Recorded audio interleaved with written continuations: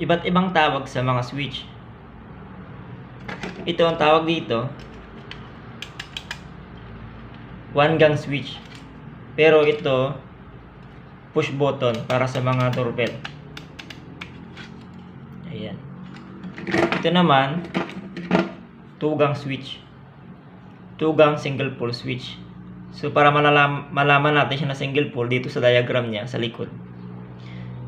Ayan siya.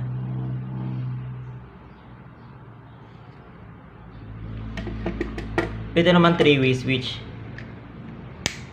3 gang 3-way switch. 3 gang siya kasi tatlo sa isang plate. Ito yung plate, tawag ito plate. Kaya 3 gang, kaya siya 3-way. Makikita mo dito sa likod niya may diagram. Ayan siya, may number siya na 1013.